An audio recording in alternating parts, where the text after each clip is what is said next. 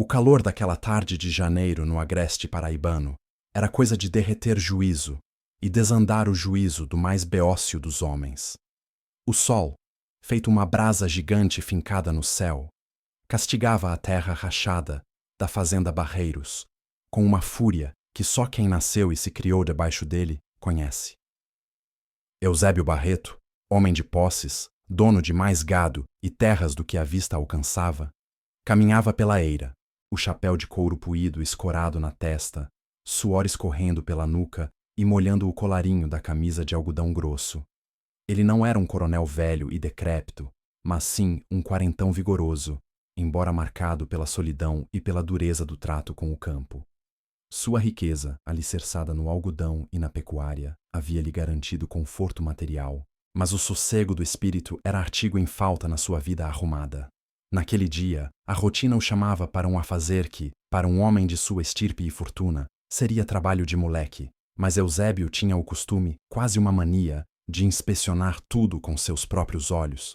Era o peso da responsabilidade, dizia ele, ou talvez apenas a necessidade mofina de preencher o vazio das horas. Era a hora de recolher os ovos no galinheiro grande, o poleiro, construído no fundo do quintal, perto do açude seco. Eusébio detestava o cheiro do poleiro, aquele misto de poeira de ração, penas úmidas e o forte odor amoniacal do esterco das galinhas, mas ia assim mesmo. Ele empurrou a porteira de tábuas velhas, que rangeu num lamento seco, ecoando no silêncio pesado da tarde. A visão era a de sempre. Centenas de aves cacarejando preguiçosamente, levantando nuvens de poeira fina enquanto ciscavam. Ele já ia passando pela fileira de ninhos de palha e barro, pronto para pegar a cesta de vime que jazia num canto, quando a visão o fez estacar, como se tivesse levado um coice no peito. Vixe! Mar menino do céu! Lá, espremida num nicho escuro, atrás de uma pilha de sacos vazios de farelo de milho, onde a sombra era mais densa e o cheiro, incrivelmente, parecia mais sutil, jazia uma figura humana. Não era uma visagem, nem um caboclo perdido, nem um dos seus vaqueiros. Era uma moça, uma jovem, quase uma menina, deitada de lado, encolhida como um bicho assustado. O coração de Eusébio deu um salto arretado, batendo forte contra as costelas, um ritmo descompassado que quebrou a monotonia de sua paz forçada. Ele piscou, tentando convencer seus olhos que aquilo não era uma miragem causada pelo sol forte ou pela solidão que o corroía. Mas a moça estava lá, de carne e osso, vestindo farrapos que outrora devem ter sido um vestido de chita azul, agora rasgado e sujo de poeira, e, o que era mais perturbador, manchado de um vermelho escuro na altura do ombro. O silêncio do galinheiro, que antes era apenas o barulho constante das galinhas, tornou-se de repente um peso ensurdecedor. O problema, que vinha na forma de uma vida alheia e ferida, acabara de invadir a ordem rigorosa da fazenda Barreiros. Eusébio, que era conhecido por sua firmeza de aço, sentiu as pernas fraquejarem. A primeira reação foi o medo, aquele temor atávico do sertanejo diante do desconhecido, do que pode trazer o castigo da lei ou a fúria de famílias vingativas. Em pleno ano de 1953, no coração do sertão, encontrar uma moça sozinha e machucada num poleiro de fazenda rica era um convite aberto ao desassossego, ao inquérito policial e, pior, à desonra. Quem era ela?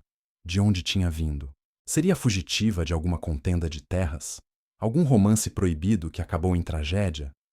Ele se aproximou devagar, os passos cuidadosos, evitando fazer barulho que pudesse assustá-la, ou, se estivesse dormindo, acordá-la de súbito. Os olhos da moça, no entanto, estavam abertos, fixos no chão de terra batida, mas parecia que não viam nada.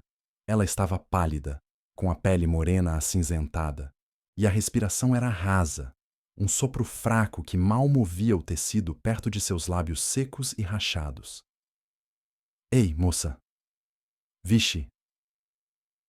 O que é que houve?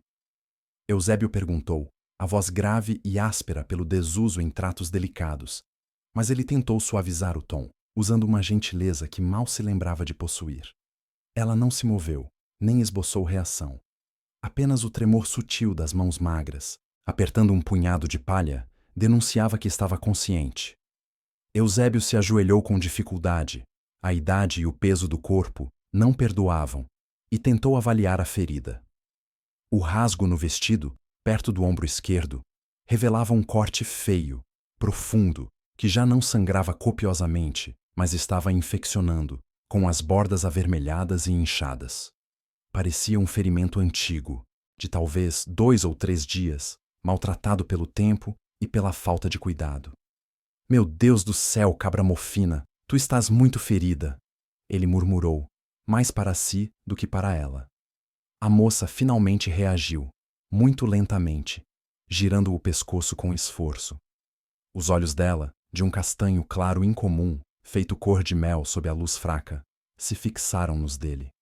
Eusébio Barreto, que era acostumado a encarar a vida, a seca, a morte do gado e o olho no olho de homens briguentos, sentiu-se completamente desarmado diante daquela mirada.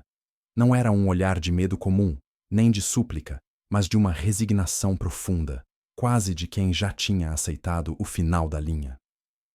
Ele pensou em chamar os agregados, Dona Sinhá, a cozinheira, ou até mesmo o vaqueiro mais velho para testemunhar a situação, mas uma pontada de intuição, ou talvez de um instinto protetor, que ele julgava ter morrido há muito tempo, o deteve. Se ele revelasse a presença da moça, a história se espalharia como fogo no capim seco. Naquele tempo e lugar, a reputação de uma moça, ferida e achada num poleiro, estaria destruída para sempre. E a sua, Eusébio, colocada em xeque. Ele seria visto como responsável, talvez até o agressor, antes que a verdade pudesse ser costurada. Não se preocupe, eu não vou te fazer mal. Sou Eusébio Barreto, o dono daqui. Eu vou te ajudar, mas tu tens que me dizer o teu nome e o que aconteceu. Ele insistiu, tentando transmitir confiança através da voz baixa. Ela abriu a boca para falar. Foi um esforço visível, e a voz que saiu, embora fraca e rouca, carregava uma musicalidade que parecia estranha e deslocada naquele ambiente rústico e fedorento. Água! Ela sibilou. A palavra era um sussurro, quase inaudível acima do cacarejo das galinhas, mas carregada de uma urgência desesperada. Eusébio se levantou num rompante. Era a primeira necessidade, óbvio. Ele correu para fora do poleiro, deixando a porta entreaberta, e foi direto para a casa grande, ignorando a vista do terreiro. Ele não podia usar os talheres da cozinha para servir água. Teria que ser discreto. Pegou uma caneca de alumínio limpa, encheu-a na moringa de barro fresco que ficava na sala de jantar e voltou para o galinheiro. A viagem de ida e volta levou menos de 3 minutos, mas pareceu uma eternidade de dilemas. Ao retornar, a moça continuava na mesma posição. Ele a ergueu com o máximo de cuidado que conseguiu, apoiando a cabeça dela em seu braço robusto. O corpo dela era incrivelmente leve, um peso de pena, sinal de que ela devia estar há dias sem comer direito. Ele ofereceu a água. Ela bebeu devagar, um gole de cada vez, os lábios tremendo. A cor fraca começou a retornar ao seu rosto. Eusébio observava cada detalhe. Os cílios longos, o nariz fino, os traços delicados que contrastavam tanto com o ambiente de penúria e sujeira. Ela era, apesar de tudo, de uma beleza rara, quase etérea, mas marcada pelo sofrimento. Quando terminou, suspirou e fechou os olhos por um momento. Eusébio sentiu a tensão em seu corpo aumentar.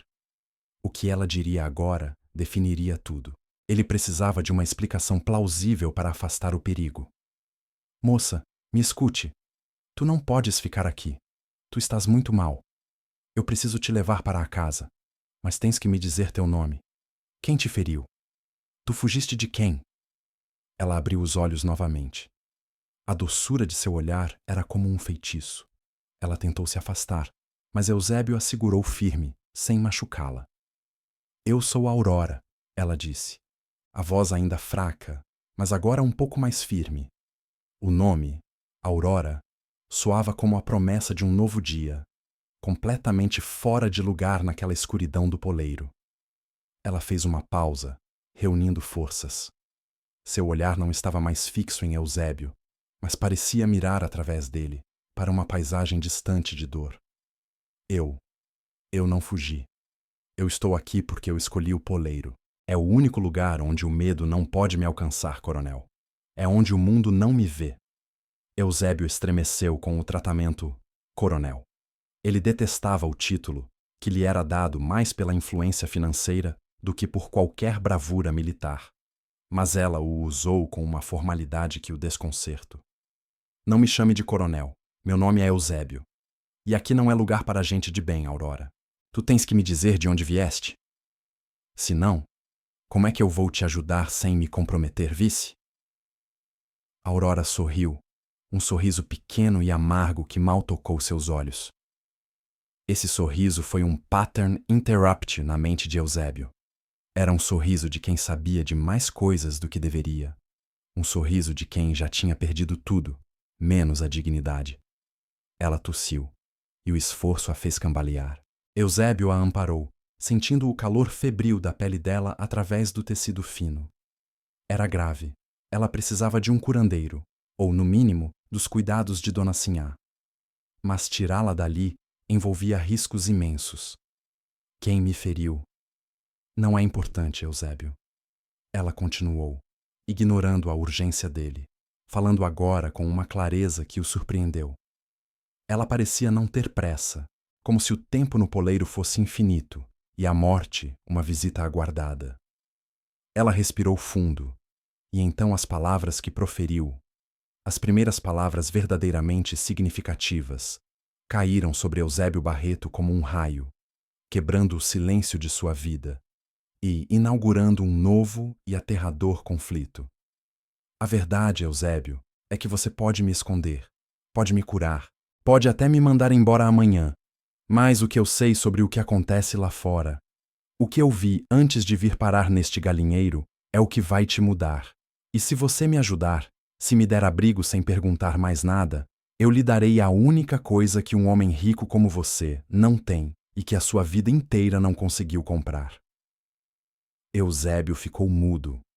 O que poderia uma jovem maltrapilha, ferida e escondida num galinheiro, ter de tão valioso para oferecer a ele, o homem que podia comprar tudo na região?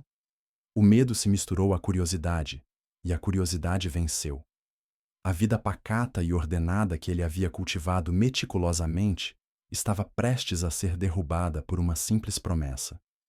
E o que seria isso, Aurora? Ele perguntou, a voz baixa, quase receosa de que a resposta fosse apenas a loucura febril. Aurora olhou fundo em seus olhos, e neste momento, Eusébio sentiu que estava sendo julgado e, de alguma forma, escolhido.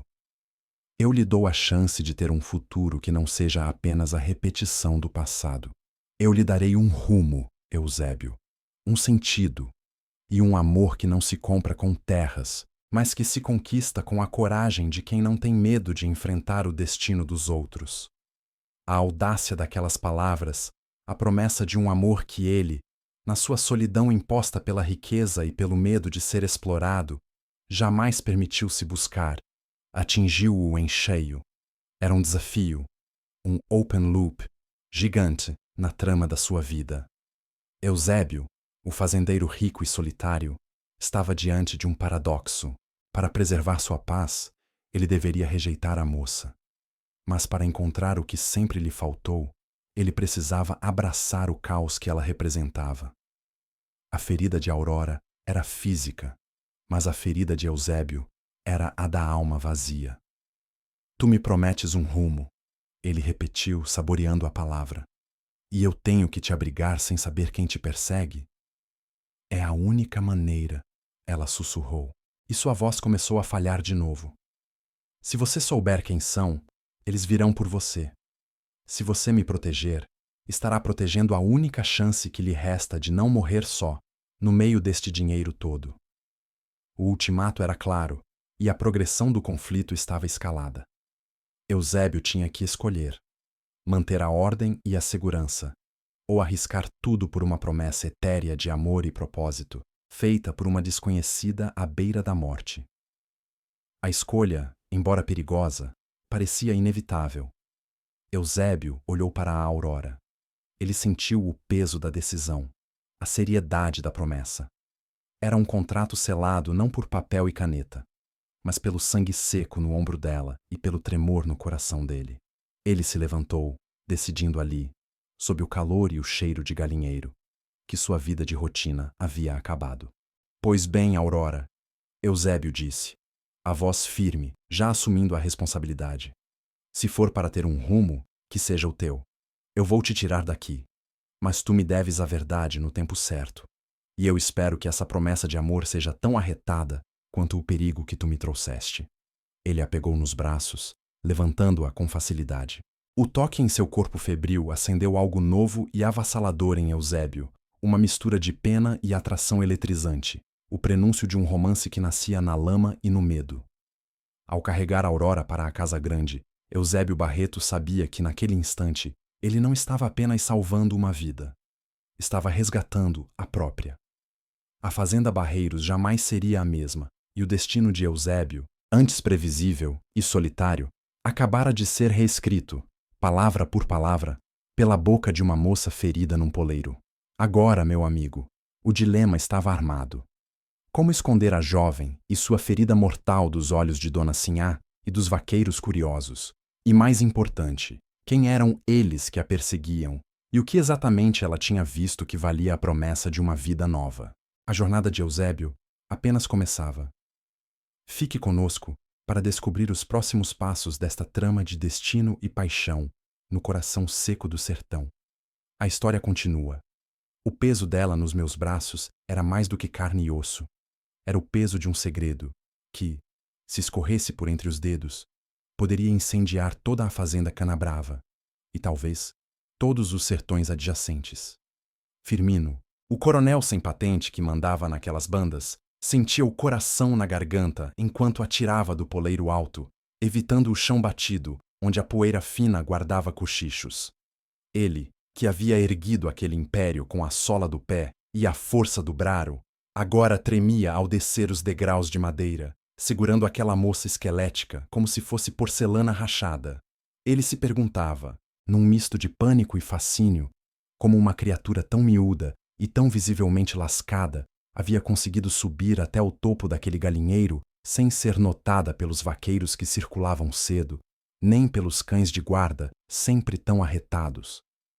O segundo gancho que o fisgava e o mantinha preso àquele drama recém-nascido era o cheiro. Não o cheiro de suor ou desespero que ele esperava de alguém fugindo, mas um aroma fraco de terra molhada e mato amassado, misturado ao ferro enferrujado do sangue que escorria da perna dela. Era um cheiro de vida persistindo sob a ameaça da morte, e isso mexia com o Firmino de uma forma que anos de negociações de algodão e chicote nas costas de quem devia nunca haviam conseguido. Ele a levou para a casa grande, não para a enfermaria dos empregados, mas para um dos quartos de hóspedes mais distantes, um aposento esquecido no fim do corredor de pedra, usado apenas para acomodar algum compadre de longe durante as festas de São João. A contextualização da cena era urgente, silenciosa e carregada de perigo. Firmino, que nunca precisara pedir licença para nada em sua vida, teve que agir como um ladrão na própria casa. Ele depositou Aurora delicadamente sobre o colchão de palha de milho, grosso e pesado, e ela soltou um gemido abafado, o primeiro som, que não era apenas respiração, desde que ele a encontrara. Seus olhos, grandes e escuros como a noite nordestina sem lua, se fixaram nele. Não havia gratidão imediata, mas uma cautela afiada, como a de um animal preso na armadilha, que ainda não sabe se quem o solta é amigo ou predinador.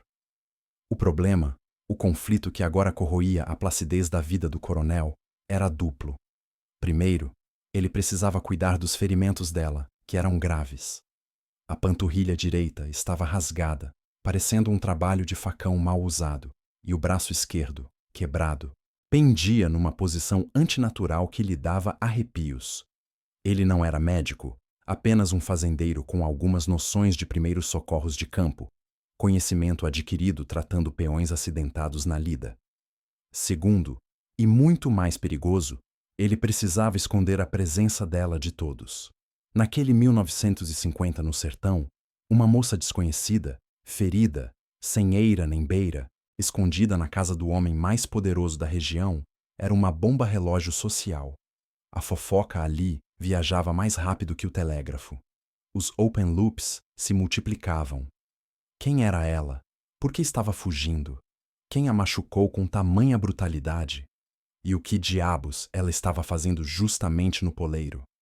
Firmino, limpando o quarto apressadamente, jogando fora a poeira e teias de aranha com um lençol velho, sentia a urgência de respostas, mas sabia que qualquer pressão agora poderia fazer aquela criatura frágil se fechar completamente, ou, pior, morrer de susto ou de dor. O desenvolvimento começou com a tarefa mais árdua, a asepsia. Firmino saiu para a cozinha dos fundos pegando água fervida, sem despertar a curiosidade da velha bença, que só cozinhava, um pedaço de pano limpo guardado a 7 chaves, e o único frasco de querosene iodado que ele mantinha para desinfetar os cascos dos cavalos mais caros. Ao retornar ao quarto, ele acendeu o lampião de querosene, criando uma penumbra dourada que apenas acentuava a palidez de Aurora. Ele se ajoelhou ao lado da cama. A tarefa era íntima demais para um homem acostumado a comandar de longe. Ele teve que cortar o tecido do vestido dela, que estava grudado à carne ferida. "Vou doer, minha filha", ele sussurrou, a voz surpreendentemente suave para um homem que habitualmente só falava aos brados. Ela apenas acenou com a cabeça, mordendo o lábio até que ficasse branco. Não gritou. Não chorou. Apenas respirou fundo, absorvendo a dor como se fosse sua única companhia fiel. Essa resiliência, essa força silenciosa, atingiu Firmino como um raio. As mulheres que ele conhecia eram barulhentas em seu sofrimento ou em suas alegrias, sempre expressivas. Aurora era uma muralha de silêncio. Enquanto ele lavava o ferimento da perna, aplicando o querosene que queimava como fogo do inferno, o primeiro diálogo significativo aconteceu, embora tenha sido mais uma ordem do que uma conversa. "Não", ela sibilou, quando ele estava prestes a tocar o ombro dela para virá-la um pouco. "Não me toque nas costas." Firmino parou, a mão pairando no ar. "Eu preciso ver se você está inteira, cabra. A perna está muito feia." "As costas." "Não", ela repetiu, a voz fraca, mas carregada de uma autoridade que parecia estranha vindo de alguém em seu estado. Havia algo ali que ela protegia com mais ferocidade do que a própria vida. Ele respeitou. Naquele momento, ele entendeu que a dor física era apenas a ponta do iceberg. Havia uma dor, ou uma marca, que ela não queria que ele visse, talvez mais humilhante ou mais reveladora do que qualquer ferimento aberto. Ele se concentrou no braço quebrado, improvisando uma tala firme com pedaços de madeira fina e ataduras feitas de um lençol rasgado. O cuidado que ele dispensava era minucioso, quase ritualístico. Firmino, o homem que fazia fortunas em um piscar de olhos, gastava 1 hora preciosa ajustando o ângulo de um braço quebrado de uma estranha. Quando terminou, ele estava suado e exausto. Afastou-se um pouco, observando o trabalho. "Beba", ele disse, oferecendo um copo de água açucarada com uma pitada de sal, para reidratá-la. Ela bebeu devagar, os olhos nunca deixando os dele. Após o último gole, ela finalmente cedeu a primeira pista. O primeiro fragmento do quebra-cabeça que era sua vida.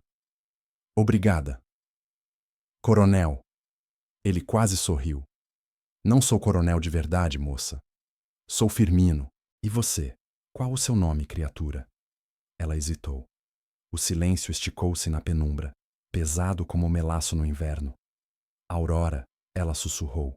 E o nome, Aurora, era lindo demais para o ambiente miserável e sangrento onde ele a encontrara. Era um nome de promessa de nascer do sol. "Aurora, pois não é", Firmino murmurou. "Bonito nome. Aurora, me diga, quem lhe fez isso?" "Foi cangaceiro." "Foi gente da polícia?" Aurora fechou os olhos, respirando fundo, e as palavras vieram lentas, carregadas de amargura. "Não foi o cangaço, Firmino, foi a justiça dos homens." O conceito de justiça dos homens era perigoso naquelas terras. Significava poder local, coronéis rivais, vingança privada e a lei do mais forte, disfarçada de ordem.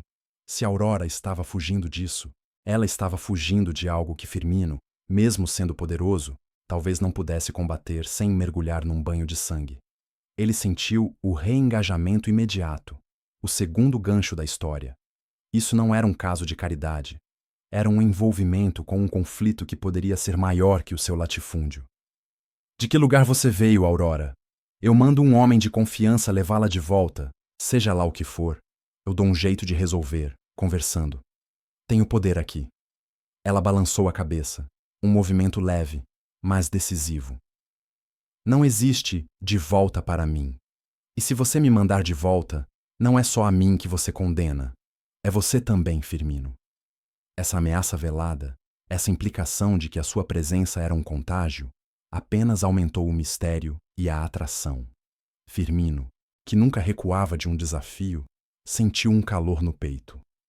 O romance, ainda que germinal e quase invisível, começava a se enraizar na vulnerabilidade dela e na sua inesperada ternura.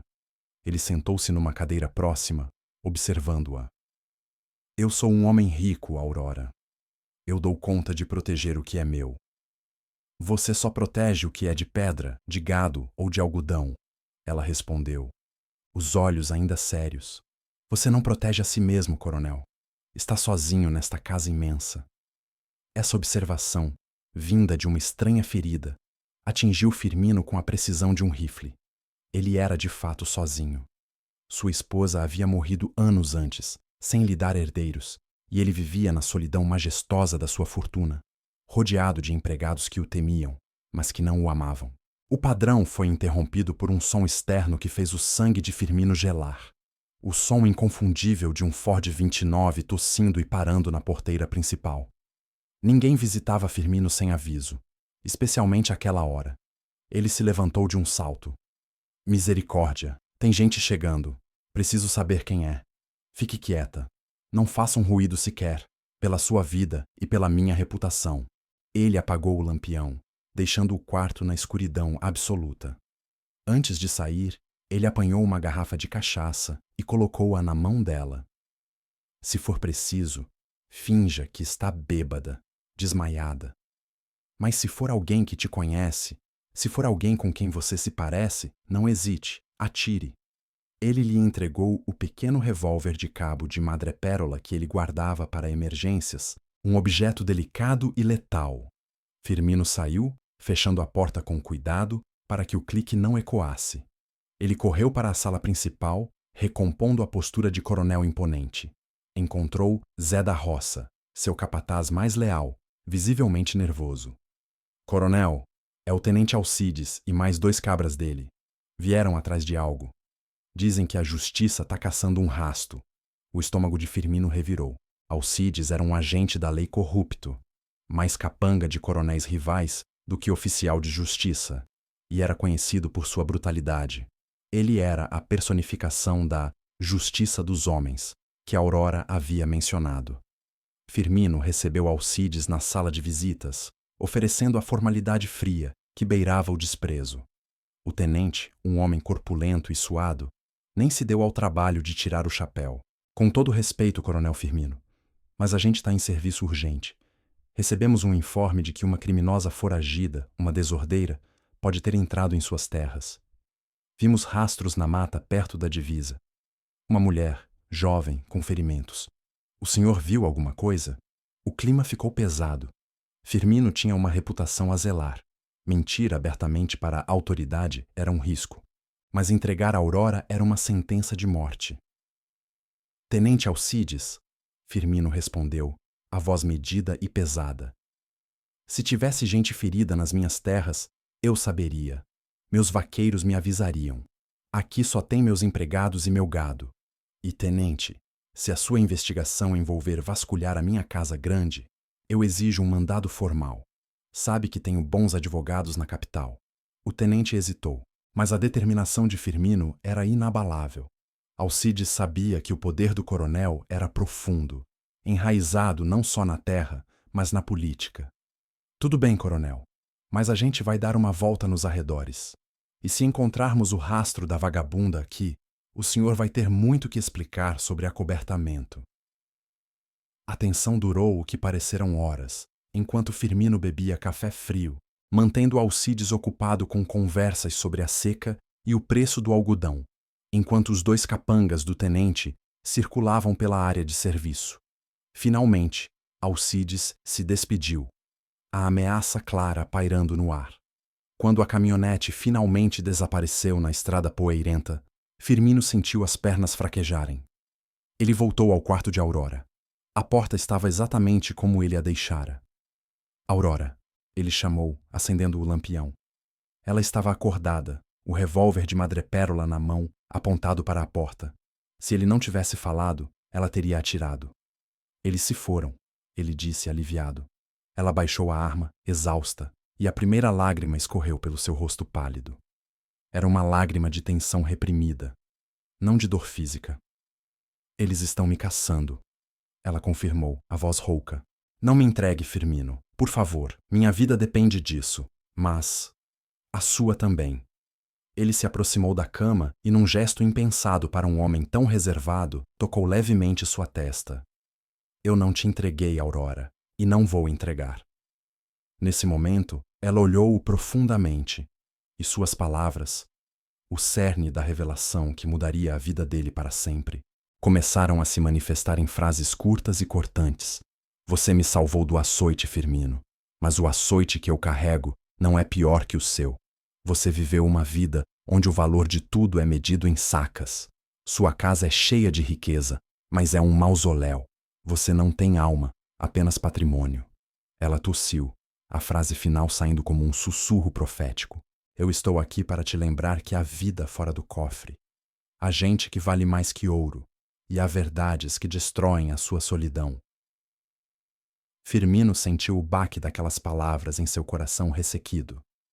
Aquela moça, ferida e fugitiva, estava lendo a sua alma com a precisão de um cirurgião.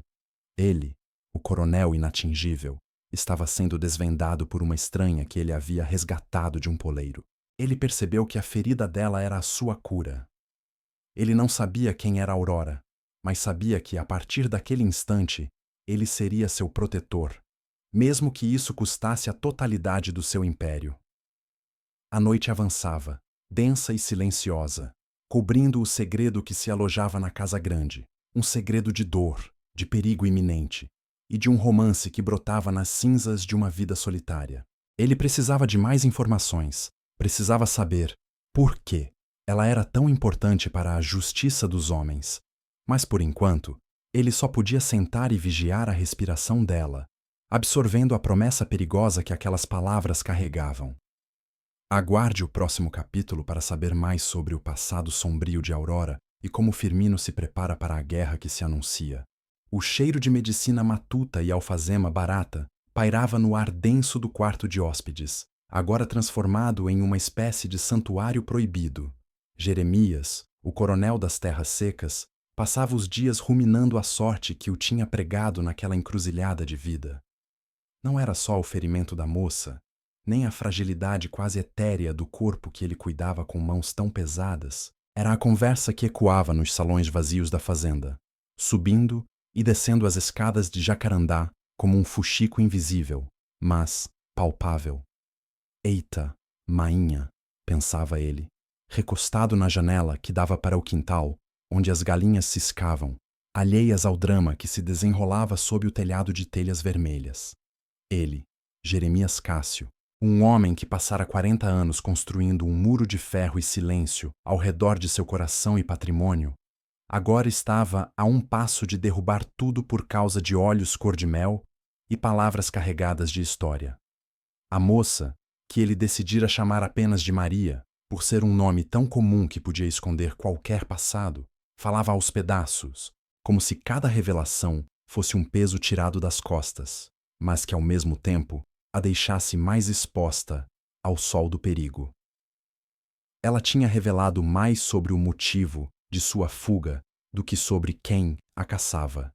E isso era o que mais martelava na cabeça do fazendeiro. Não é a terra que nos prende, seu Jeremias. Ela havia sussurrado na noite anterior. a voz fraca como um suspiro de vento na caatinga. É a promessa que fizemos a ela. E quando a promessa vira algema, a única liberdade que resta é fugir. Jeremias sentia-se atingido por essa filosofia forasteira. Ele era um homem da terra, do apego, da propriedade. Ele era a promessa feita àquela gleba árida. Mas a vida dele, apesar de rica, era de uma monotonia brutal. Ele tinha construído seu império em cima da dor da perda, transformando a ausência de afeto em excedente de gado e algodão. E Maria, com suas palavras de pássaro livre, estava bicando a fundação daquela existência. A principal mudança era a paranoia. Jeremias Cássio nunca fora um homem de medo. Respeitado, sim. Temido, talvez. Mas o medo era um luxo que os coronéis não podiam se dar. Agora, cada som, cada cavalo que passava na estrada de chão batido, cada vaqueiro estranho que pedia pouso ou água se transformava num potencial inimigo. Ele colocou a fazenda em um estado de alerta silencioso. Os homens mais confiáveis foram armados e instruídos a não permitir que ninguém que não fosse da confiança mais íntima, se aproximasse do casarão. Sinhá Rosália, a governanta de gênio forte, era o principal obstáculo interno. Ela farejava o segredo com a precisão de uma onça no mato. Seu Jeremias, o que é que a gente está escondendo naquela alcova? É peste? É assombração? Os moços da eira estão no fuxico. Diz que o senhor está gastando com mercadoria de luxo que nunca se viu nesta roça. Ela reclamou, as mãos na cintura, a voz um trovão em miniatura. Jeremias, pela primeira vez em décadas, estava mentindo com convicção. Silêncio, Rosália. É negócio meu, particular. A pessoa que lá reside é de família antiga, devedora de favores. Ela precisa de repouso absoluto. Se o nome dela vazar, pode haver um escândalo que afeta nossas transações em Fortaleza. Ele usava o vocabulário do dinheiro, a única linguagem que Rosália realmente respeitava. Mas por dentro, ele se sentia sujo.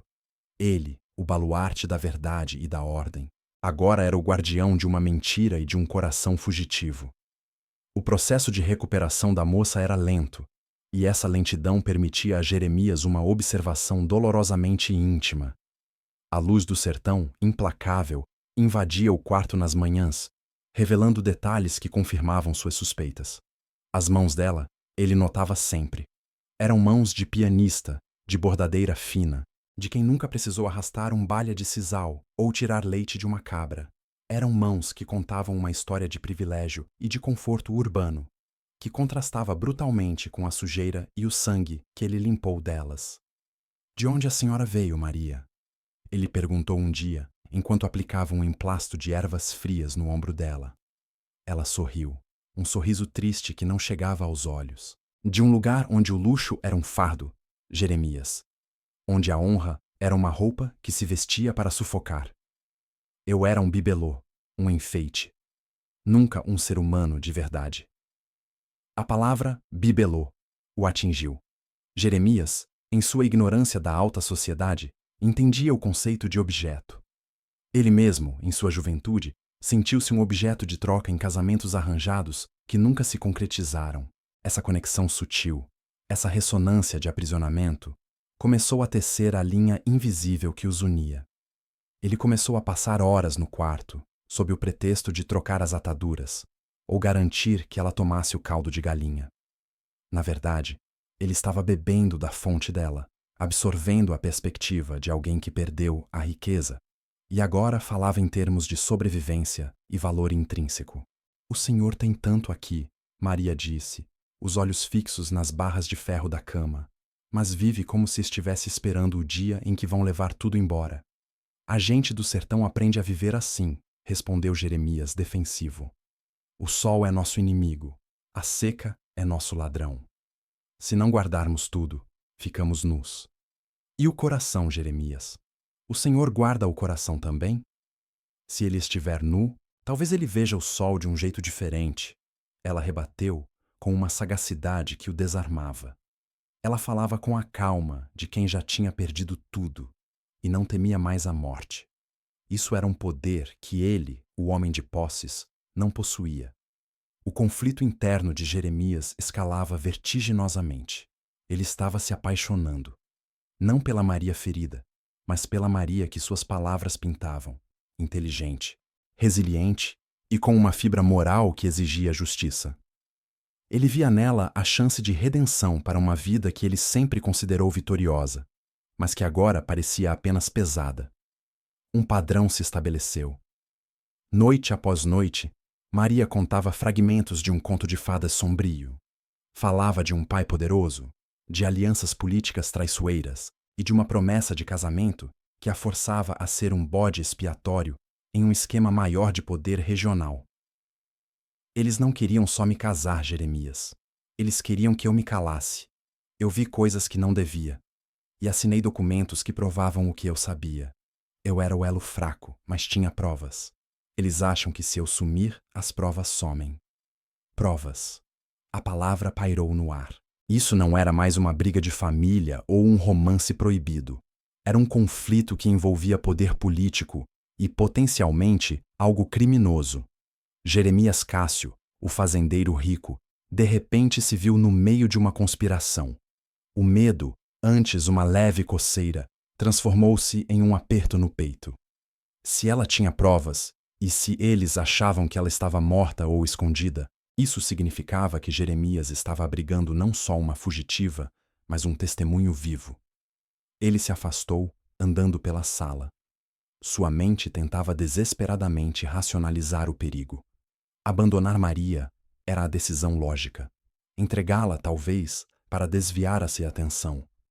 Mas no segundo em que esses pensamentos cruzavam sua mente, a imagem dos olhos dela e a confiança que ela depositava nele o fazia recuar. Ele tinha cruzado o Rubicão. Onde estão essas provas, Maria? A voz dele era um sussurro rouco. Ela hesitou, olhando fixamente para a porta trancada, como se a resposta pudesse escapar por debaixo dela. Estão escondidas, Jeremias, em um lugar onde a ambição deles nunca olharia. Estão seguras, por agora. O silêncio que se seguiu foi preenchido apenas pelo som do vento seco batendo nas venezianas. A história dela era uma teia complexa, e Jeremias, o fazendeiro prático, sentia que estava se afogando em metáforas e segredos. Ele precisava de fatos, de nomes. Mas a fragilidade dela impedia que ele forçasse a mão. Ele temia que, ao pressioná-la, ele a quebrasse de vez. No entanto, o tempo estava se esgotando. E ele sabia disso. A fazenda, que antes era um refúgio, parecia agora um alvo pintado. Jeremias estava na sala principal, tentando simular uma tarde normal de trabalho com seu capataz, seu Elias. Eles discutiam a próxima safra de milho, mas Jeremias mal ouvia. Sua atenção estava na estrada. De repente, um movimento. Uma nuvem de poeira se levantou no horizonte. Um cavaleiro. Quem é aquele, Elias? Jeremias perguntou, a mão instintivamente procurando o cabo do revólver na cintura. Elias, acostumado à cautela excessiva do patrão, estreitou os olhos. É um cabra que nunca vi, coronel. Parece vaqueiro, mas não tem a marca de nenhuma fazenda conhecida aqui perto. Montado num cavalo bom, de raça, mas as roupas são de gente simples. A dissonância o atingiu. Vaqueiros do sertão não montavam cavalos de raça, a não ser que fossem mensageiros de gente muito importante. O homem parou no portão, apeou com uma calma calculada e amarrou o animal. Ele não tinha a pressa do viajante, mas sim a paciência de quem estava observando. Jeremias engoliu em seco. Aquele homem não estava ali por causa de milho ou gado. Ele estava farejando. O estranho se apresentou com um nome que Jeremias nunca ouvira e pediu informações sobre uma estrada antiga que supostamente cortava as terras da fazenda.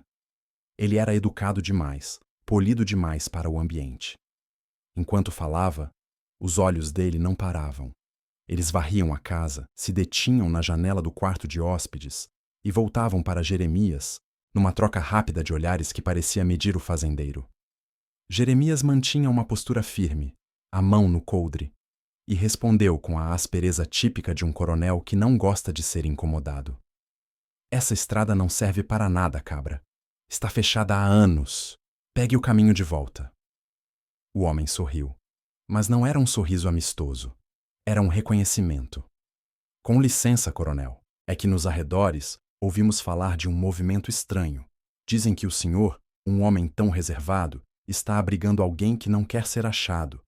Notícias correm rápido no sertão, o senhor sabe. Às vezes, o silêncio faz mais barulho que um tiroteio. O sangue de Jeremias gelou. A fofoca de Sinhá Rosália tinha chegado à estrada principal. A paranoia se concretizava. Aquele homem não era um viajante. Era um rastreador. E ele estava na porta de Jeremias, fazendo um aviso sutil e letal. Não sei de que fuxico o senhor está falando. Jeremias respondeu, a voz perigosamente baixa. Minha casa é minha, e eu não dou satisfação a estranhos. Se o senhor não tem negócios de gado, vá embora, e leve a sua língua solta daqui. O vaqueiro se curvou ligeiramente, um gesto de respeito que parecia mais uma zombaria. A gente se vê por aí, coronel. Espero que o senhor saiba o peso do que está guardando. Certas coisas não pertencem a quem as acha, mas sim a quem as perdeu, e está disposto a pagar o preço para tê-las de volta. Ele montou no cavalo e partiu, levantando a poeira vermelha que cobriu a fazenda por alguns minutos.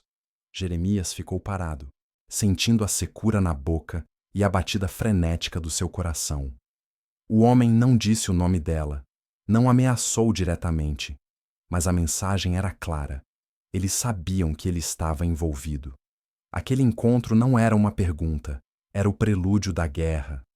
Ele olhou para a janela do quarto de Maria, sentindo o peso da responsabilidade, e sabia que agora era tarde demais para recuar. Sua vida, a vida dele e a vida dela, estava irrevogavelmente interligada. O que ela disse mudou a vida dele para sempre, mas agora o que ele faria determinaria se eles viveriam para ver o sol de amanhã. Ele precisava descobrir, e rápido, onde estavam aquelas provas e, principalmente, quem era o pai poderoso que a procurava com tamanha frieza. A caçada havia acabado de chegar à sua porta. Antônio mal podia respirar debaixo do peso daquele silêncio que, de dia, era temperado pelo grito dos pássaros e, de noite, era engolido pelo coachar incessante das rãs na beira do açude. Não era o silêncio do mato, que ele conhecia e respeitava. Era o silêncio dela, Aurora, um silêncio carregado de mistério e uma dor tão antiga que parecia ter nascido junto com as serras daquele sertão. 3 semanas haviam se arrastado desde o achado no poleiro. 3 semanas onde a vida de Antônio, antes uma rotina rígida e previsível, feita de contabilidade de gado e a supervisão monótona dos seus vastos cafezais e plantações de sisal, tinha virado um drama mudo e sufocante. Ele havia melhorar, graças aos ungüentos de Dona Lindu e, principalmente, à força de vontade de quem parecia fugir do próprio destino. O ferimento na perna já estava quase fechado, deixando apenas uma cicatriz fina, quase como um fio de linha esquecida. A pele, antes pálida e macilenta, começava a ganhar o bronzeado suave de quem respira o ar puro do campo. Mas a melhora física vinha acompanhada de uma resistência psicológica que era, para Antônio, mais frustrante que a própria febre que a havia prostrado. Me diga, Aurora, ele insistiu uma tarde, enquanto tomavam um café forte e adoçado com rapadura, sentados na varanda da casa grande, observando o sol tingir o céu de um amarelo doentio. Me diga de quem você fugiu.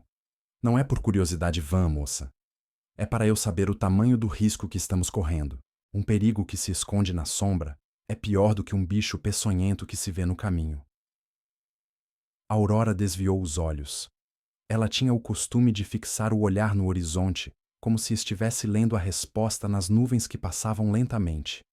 Seus lábios finos, que ele agora conhecia a curva e o desenho, apertaram-se numa linha de hesitação.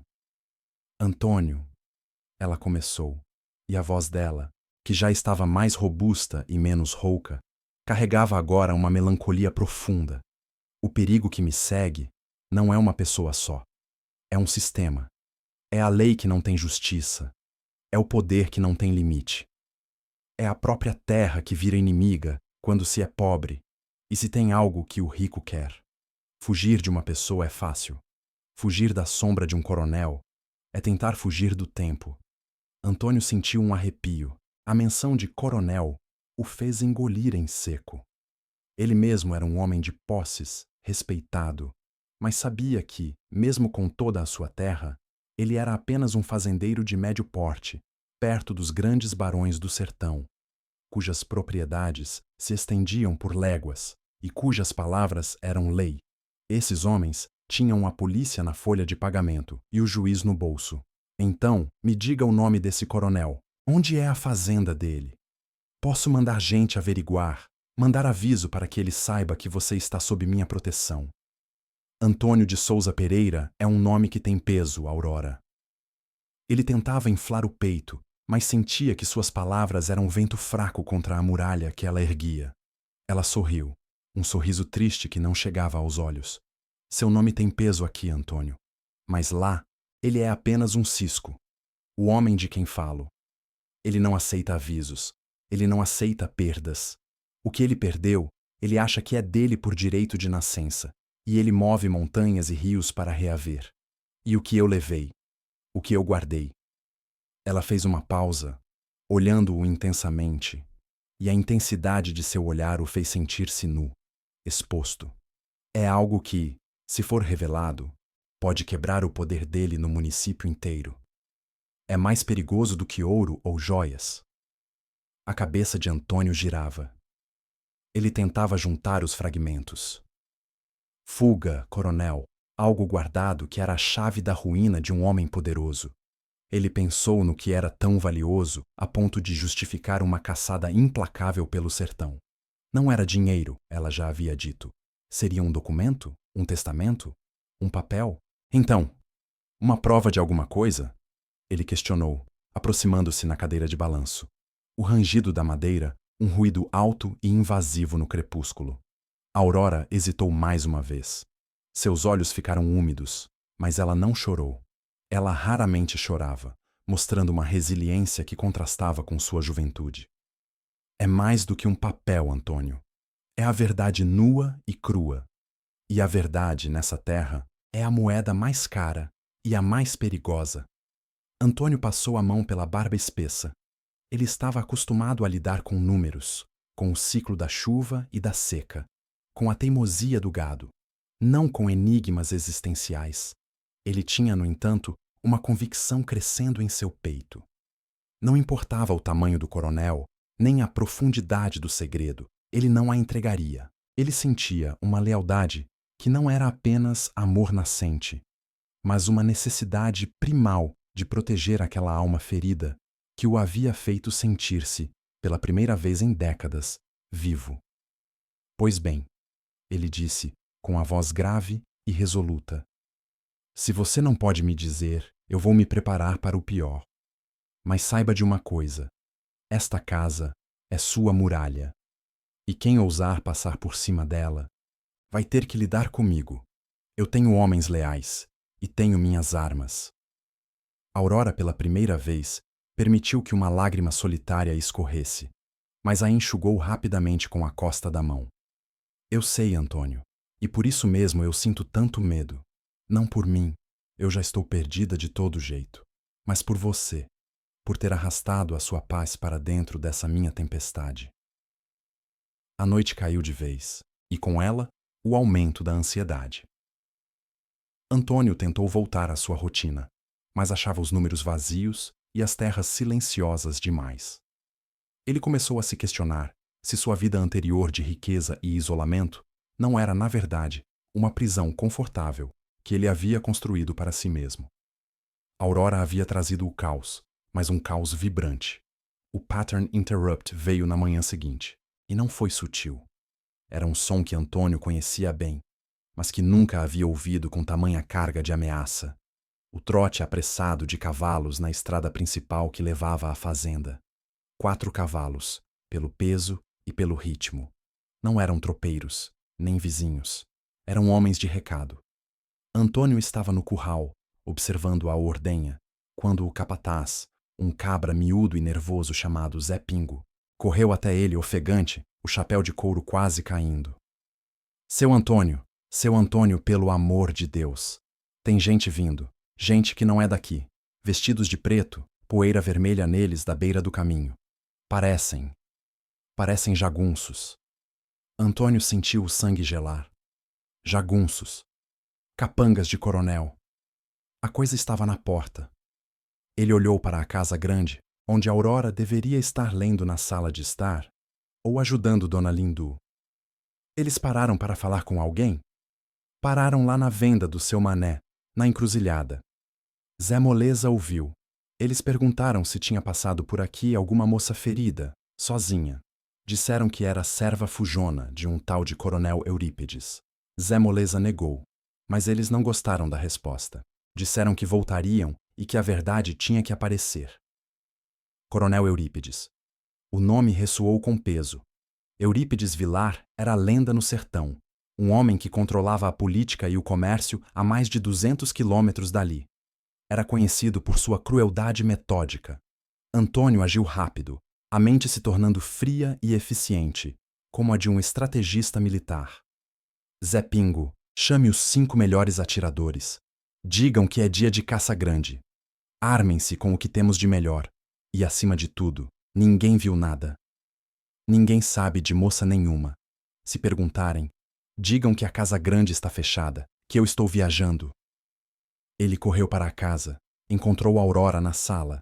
Ela já estava pálida, com um pressentimento que a alertava antes mesmo que ele abrisse a boca. O sertanejo tem faro para o perigo. Eles estão vindo, ele disse, a voz baixa, mas firme. 4 homens. De Eurípides Vilar. Aurora fechou os olhos, respirando fundo. Quando os abriu, a expressão não era de pânico, mas de resignação terrível.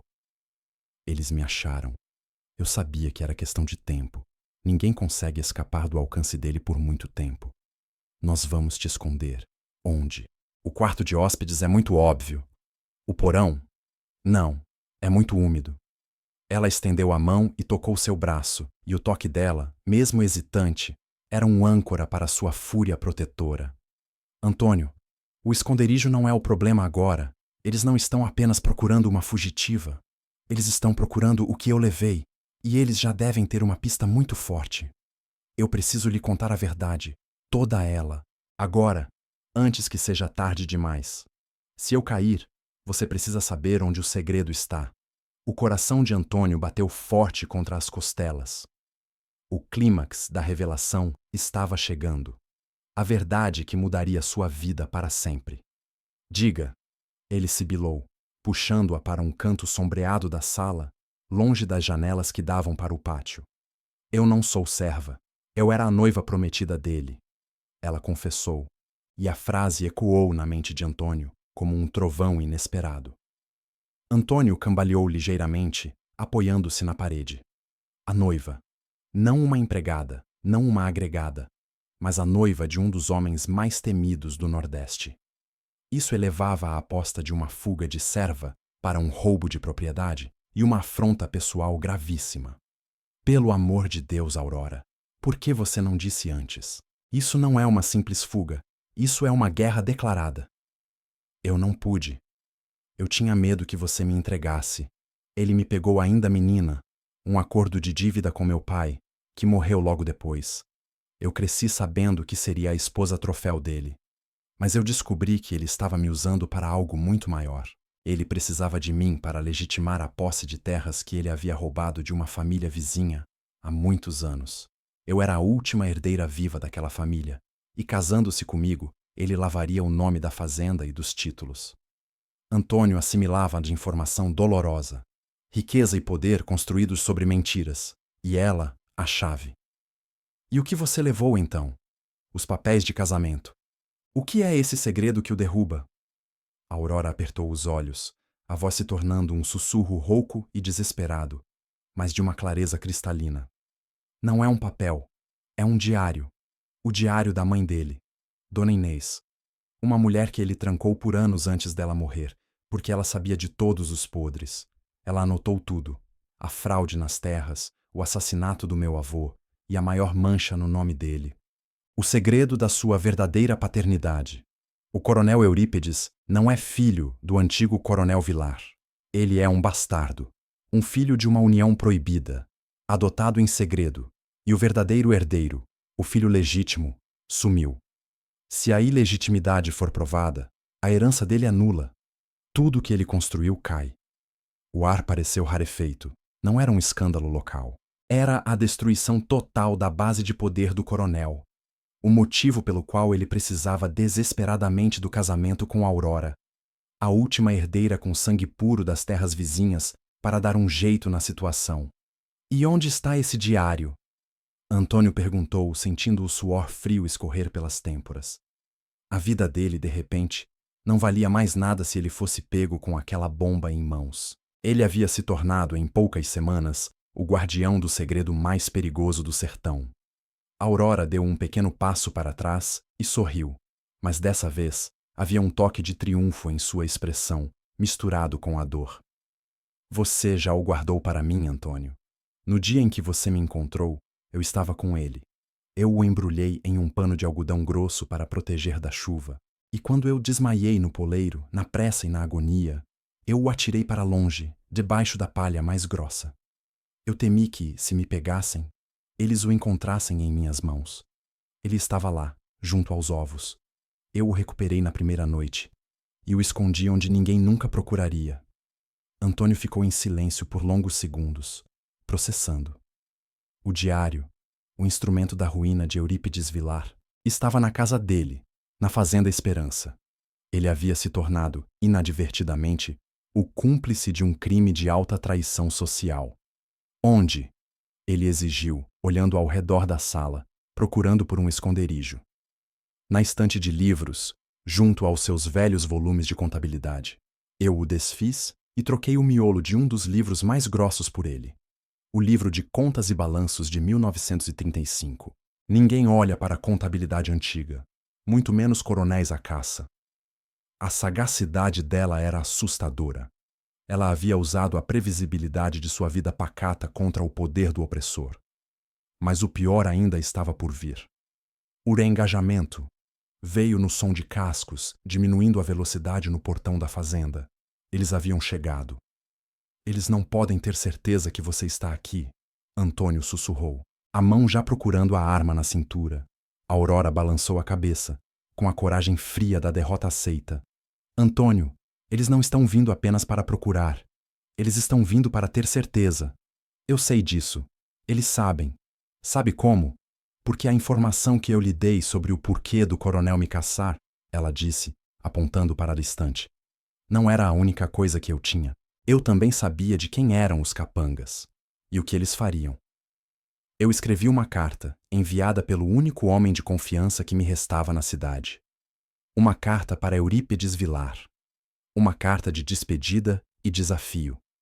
O pânico gélido atingiu Antônio. Uma carta? O que você fez, mulher? Eu escrevi que eu estava fugindo e que o diário estava seguro, nas mãos do único homem que ele jamais ousaria tocar, o fazendeiro mais seguro e estúpido da região, que passava a vida contando dinheiro e galinhas. Antônio de Souza Pereira. Eu o usei como escudo, Antônio. Eu não tinha outra escolha para garantir que, se eu fosse pega, o diário fosse encontrado. Eu te entreguei para o leão, para salvar a mim e a verdade. O que ela disse, de fato, mudou sua vida para sempre. Antônio não era mais um fazendeiro rico isolado. Ele era o alvo. Ele era o homem que, por amor e por engano, havia se declarado inimigo do maior poder da região. Sua riqueza não o protegia mais. Ela o marcava. O grito do capataz ecoou, tenso. Vão entrando, seu Antônio! 3 deles! E um quarto está na porteira, armado! Antônio olhou para a mulher, a raiva misturada com uma admiração profunda e insana. Ela havia sido brutalmente honesta e desesperadamente egoísta, e isso, ironicamente, solidificou sua decisão. Não havia volta. Ele estava na guerra. Muito bem, Aurora, ele disse, apertando os dentes. O diário está seguro. Agora, vá para o porão, leve a lanterna e fique em silêncio absoluto. Eu vou lidar com esses cabras safados. E vou garantir que o coronel Eurípides saiba que eu não sou nem seguro nem estúpido. Ele lhe deu um beijo rápido e urgente na testa. um selo na cumplicidade da tragédia que se anunciava. Enquanto ela descia os degraus que levavam à escuridão, Antônio ajustou sua arma, o peso frio do metal reconfortante em sua mão. Ele se dirigiu à porta da sala de estar, pronto para receber os mensageiros da morte. A paz estava acabada. O romance florescia sobre o campo minado da guerra. E o diário de Dona Inês, disfarçado de balanço financeiro, repousava silenciosamente na estante, esperando que o sangue fosse derramado para revelar sua verdade explosiva. O destino da Fazenda Esperança, e talvez de todo aquele pedaço do sertão, seria decidido nos próximos minutos, no confronto entre a riqueza estéril e a verdade desesperada. A neblina fina do amanhecer, que de mansinho subia da beira do rio seco, parecia querer engolir a casa grande inteira. O silêncio da fazenda pau-ferro, sempre pesado e cheio de expectativa de trabalho, naquele momento era de um ciúme de dar medo, de fazer a espinha gelar. Raimundo, o fazendeiro cuja fortuna era contada em léguas de terra e cabeças de gado, estava parado na varanda, os braços cruzados sobre o peito que arfava. Ele não era mais o homem de pedra que o dinheiro e a solidão haviam esculpido. Agora, ele era apenas um cabra aperreado, que tinha uma jovem nos braços e a lei da vida na contramão. O que Açucena tinha lhe dito naquelas madrugadas, entre gemidos de dor e sussurros de esperança, não tinha sido apenas uma história, nem uma ladainha de amor. Foi um mapa para o coração que ele julgava ter perdido na lida do sertão. Ela não o seduziu com beleza ou promessas. Ela o desarmou com a verdade nua e crua sobre a riqueza. O gancho que o prendia àquela nova realidade não era a paixão ardente que, claro, existia, mas o medo de voltar a ser o que era antes de encontrá-la, um cofre ambulante. O que ela disse martelava na memória. Seu Raimundo, o senhor tem tanto que é pobre. O senhor coleciona terra, mas não planta nada que preste para o céu. Naquela manhã, o conflito se materializou. Não foi um raio, nem um bando de cangaceiros, mas a chegada de Tobias, o capataz de uma fazenda vizinha, a Mofina, que vinha com uma prosa séria e uma cara de quem carregava a morte na algibeira. Ele vinha cobrar a dívida que o pai de Açucena, o finado Zé da Serra, tinha deixado. Uma dívida que não era de dinheiro, mas de honra, de sangue e de posse. O pai dela a tinha prometido em casamento para quitar pendências e fugir de uma perseguição política velha, uma teia de aranha que se arrastava pela caatinga. O noivo prometido, o temido Belarmino, não era de esperar. Ele estava à procura, e Tobias era o arauto da desgraça. Seu Raimundo, começou Tobias, tirando o chapéu de couro, mas sem abaixar os olhos. Eu não queria vir aqui com essa incumbência, mas o recado é certo. A rapariga que o senhor acolheu, ela é propriedade que está sendo reclamada. O Belarmino manda dizer que o que é dele, nem que o diabo carregue, ele larga. O fazendeiro sentiu o sangue subir-lhe à cabeça, a velha raiva do homem acostumado a mandar querer explodir. Mas algo o freou. Foi a lembrança do cheiro de mel e alfazema de Açucena, o peso leve da mão dela em seu braço. Se ele agisse como o Raimundo de antes, mandaria Tobias pastar e pegaria a arma. Mas o Raimundo de agora tinha uma responsabilidade que a riqueza material jamais lhe impôs. Diga a Belarmino que a moça está em minha casa, sob minha proteção. E diga mais. A voz de Raimundo era grave, funda, como o som de um trovão distante que anuncia chuva forte, que ele venha buscar.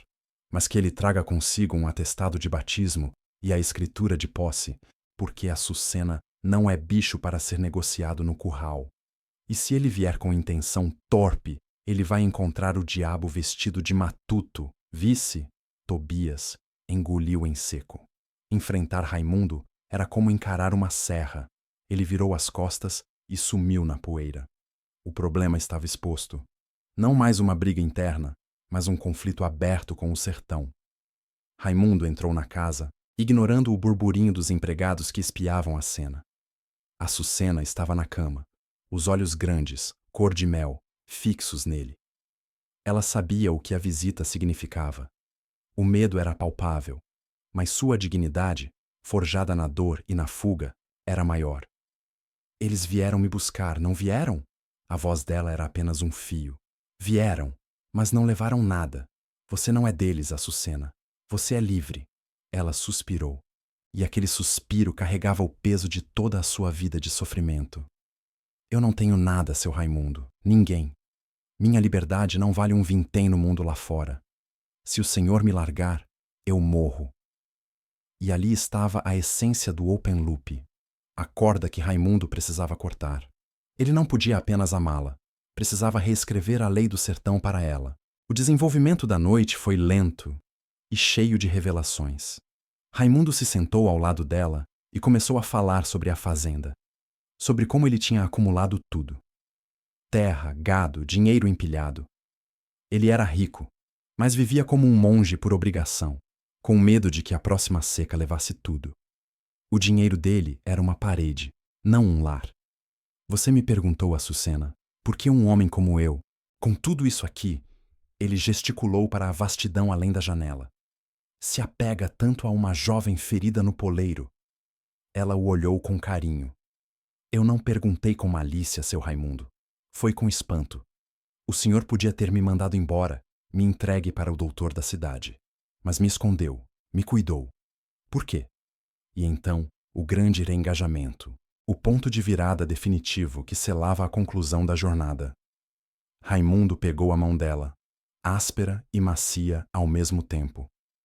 Porque o que você me disse, menina, não foi sobre mim, foi sobre você.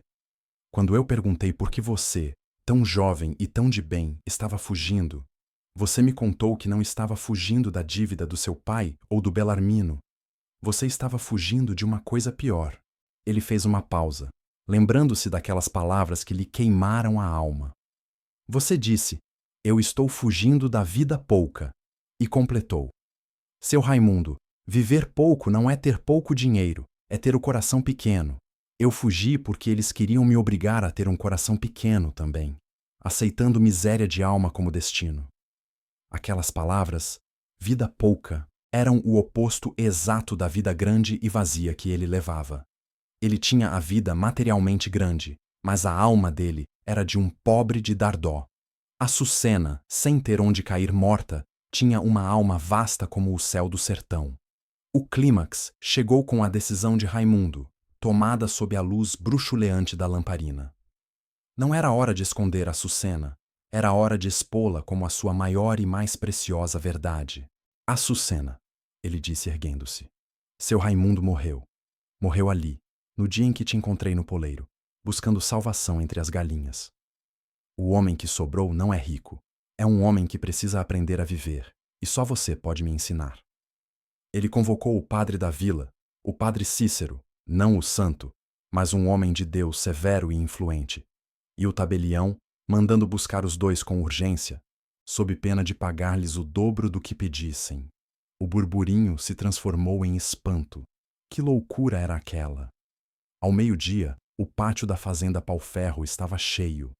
Empregados, agregados e até alguns vizinhos curiosos, atraídos pelo cheiro de movimento. O padre Cícero estava com a face fechada, o tabelião com os olhos arregalados de curiosidade sobre o que Raimundo faria. Açucena, vestida com o melhor linho que a cidade tinha a oferecer, ainda que pálida, desceu as escadas apoiada no braço forte de Raimundo.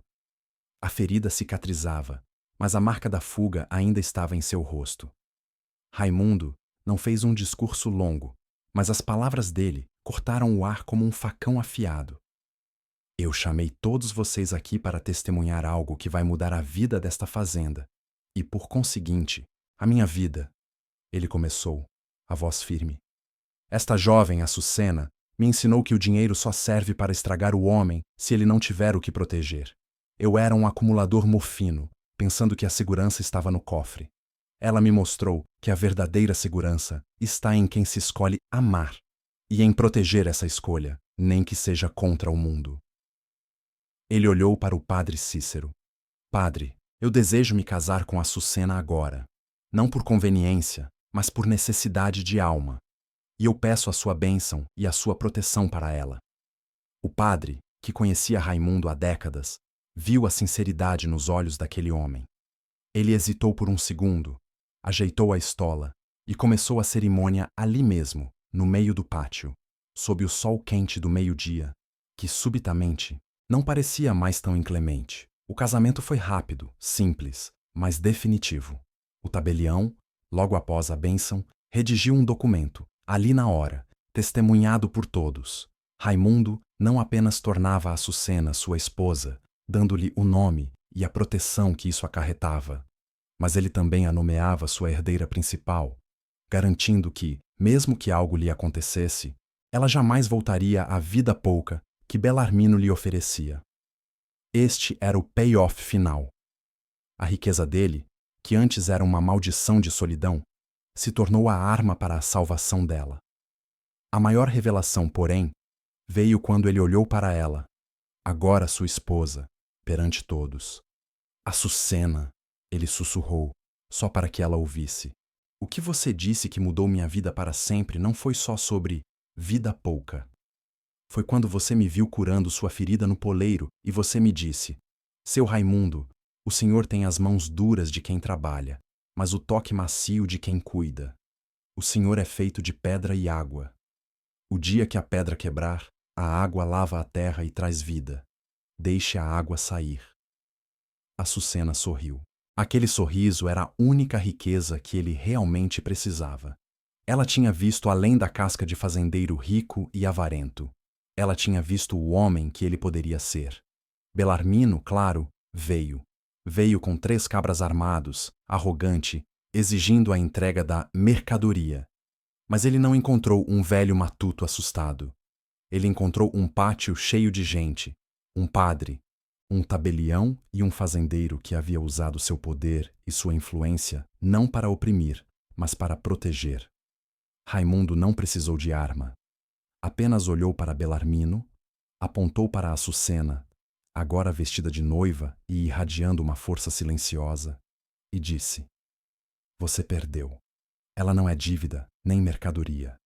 Ela é minha esposa e a dona destas terras, pela lei dos homens e pela graça de Deus. Se você tocar em um fio de cabelo dela, a terra que você pisa não será suficiente para enterrar o que restar de você. Vá, e não volte mais. Belarmino, vendo a multidão de olhos fixos e o respaldo da lei e da igreja ao lado de Raimundo, soube que a luta estava perdida. Ele era um bandido de beira de estrada. Raimundo era o poder institucionalizado do sertão. Ele virou e partiu, levando consigo a ameaça que finalmente se dissolvia no vento quente. A vida na fazenda pau-ferro mudou da água para o vinho. Raimundo não parou de trabalhar, mas ele mudou a forma como enxergava o trabalho. O dinheiro, antes guardado em cofres, começou a circular em melhorias para os agregados, em poços para quem morria de sede e em escolas para as crianças. Açucena, a jovem que estava ferida no poleiro, não se tornou apenas a esposa do fazendeiro, mas a rainha daquela terra. Ela trouxe a bondade e a perspectiva. Ela ensinou Raimundo a plantar o que presta para o céu. E ele descobriu que, no fim das contas, a maior e mais duradoura riqueza não era o ouro ou o gado, mas o coração aberto que ele havia encontrado e se permitido cultivar. A história de Raimundo e Açucena virou lenda no sertão. Uma lenda não sobre dinheiro ou poder, mas sobre a redenção. O fazendeiro rico, que era pobre de alma, e a jovem fugitiva, que, sem ter nada, era a pessoa mais rica que ele jamais conheceu. A lição de Açucena sobre a vida pouca libertou Raimundo para uma vida grandiosa, uma vida que só começou de verdade quando ele decidiu usar sua vasta fortuna para proteger o que era frágil e verdadeiro. E assim, no calor árido do Nordeste, o fazendeiro encontrou não apenas uma esposa, mas a alma que ele nem sabia que estava faltando. E se você, porventura, passar por aquelas bandas e ouvir a história, lembre-se que, às vezes, a sabedoria mais profunda não está nas bibliotecas das capitais, mas sussurrada por uma jovem ferida, escondida da vida, num poleiro de galinhas. É só saber escutar o silêncio.